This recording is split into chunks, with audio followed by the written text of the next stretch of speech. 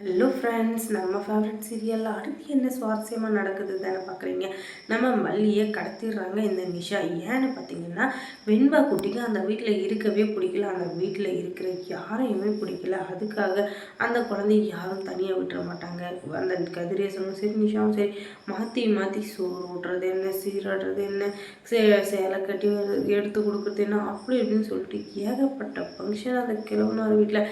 ஐயோ பரவாயில்லையே, இவர் நல்லதாக பண்ணியிருக்கா அப்படின்னு சொல்லிட்டு பார்த்தா, அது மூலயமா இப்போ விஜய்க்கு ஒரு க்ளூ கிடைச்சிருக்கு. அது என்னன்னா, நம்ம தப்பாக புரிஞ்சிட்டு இருக்கோமோ ராஜேஸ்வரி அவதான் நமக்கு உதவி பண்ண போகிறோம் அப்படின்னு சொல்லிட்டு எப்படியாச்சும் இதில் நம்ம ஜெயிக்கணும் அப்படின்னு சொல்லிட்டு பாடுபட்டு இருக்காங்க நம்மளுடைய மல்லி. ஆனால் அவங்க நினைக்கிற எதுவுமே நடக்க போகிறதில்ல. ஏன்னு சொல்லிட்டு பார்த்தீங்கன்னா, இந்த நிஷா கண்ணுக்குள்ளே விளக்கெண்ணையை விட்டு பார்த்துட்ருக்கா. எப்படியாச்சும் மல்லிக்கிட்டேருந்து வெண்பாவை பிரித்து அவனுக்கு எந்த சூழ்நிலையும் அவங்க ரெண்டு பேரும் மீட் பண்ணவே கூடாது அப்படின்னு மட்டும் அவங்க மீட் பண்ணிட்டாங்க.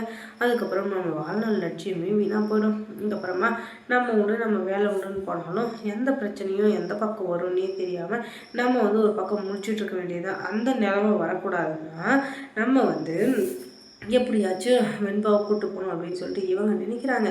ஆனால் இவங்க நினைக்கிற எதுவுமே நடக்க போகிறது இல்லையே.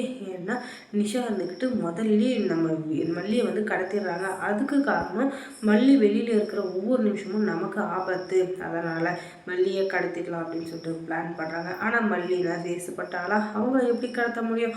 அவங்க என்னதான் மின்னல் வேகத்தில் பறந்தாலும் மின்னல் வேகத்தில் போனாலும் அவங்கள கரெக்டாக நம்ம பிடிக்கலன்னு வச்சுக்கோங்களேன். அதுக்கப்புறம் நம்மளால் எப்போவுமே பிடிக்க முடியாது. அந்த மாதிரி தான் ஒவ்வொரு விஷயத்தையும் ஸ்ட்ராங்காக சின்னதுலேருந்து பெரிய தூரம் அடித்து இழுத்துட்டு போனால் அதுக்கப்புறம் எல்லாமே நமக்கு நல்லதாக தான் நடக்கும்.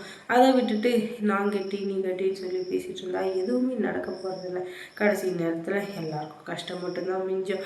அதுக்கப்புறமா நம்ம மல்லி இதுதான் சாக்கு அப்படின்னு சொல்லிட்டு நம்ம எப்படியாச்சும் வெண்பாவை கூட்டு போகலான்னு நினைக்க. ஆனாலும் வெண்பாவோட கையில் ஏதோ ஒரு டேக் மாதிரி இருக்குது. அந்த டேக் அந்த இடத்த விட்டு நவந்தாவும் சரி உடனே டொயின் கத்த ஆரம்பிச்சிடும். அது கண்டுபிடிச்சி நம்மளுடைய இருக்கார் இல்லையா, அவர் எங்கே யார் இருக்காங்க அப்படின்னு சொல்லிட்டு கண்டுபிடிக்கலாம் அப்படின்னு சொல்லிட்டு இவங்களும் போயிருக்காங்க. ஆனால் என்ன பண்ணுறது, இவங்க ரெண்டு பேரும் போன நேரம் எல்லாமே பிரச்சனையாகவே இருக்கிறப்ப எதுவுமே சரியாகாது அப்படின்னு சொல்லிட்டு தெரிஞ்சாலும் நம்ம என்ன பண்ண முடியும்?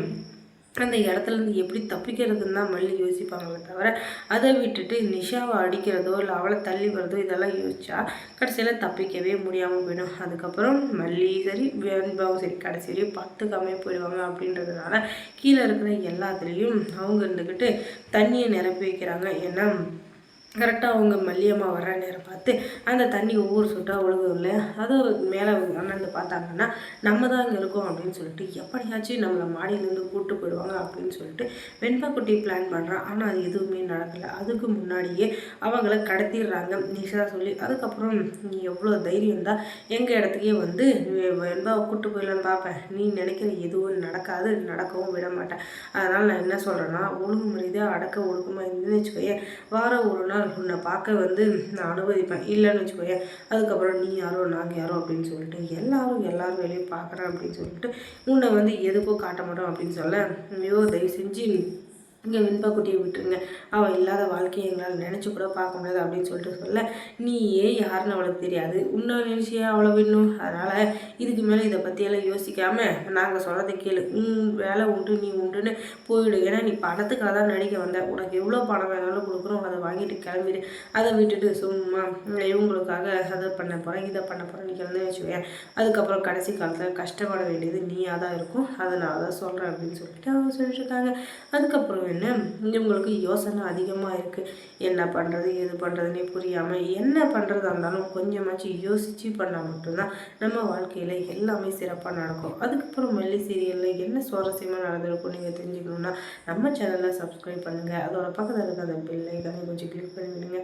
தொடர்ந்து இந்த சேனலுக்கு சப்போர்ட் கொடுங்க. தேங்க்ஸ் ஃபார் வாட்சிங்.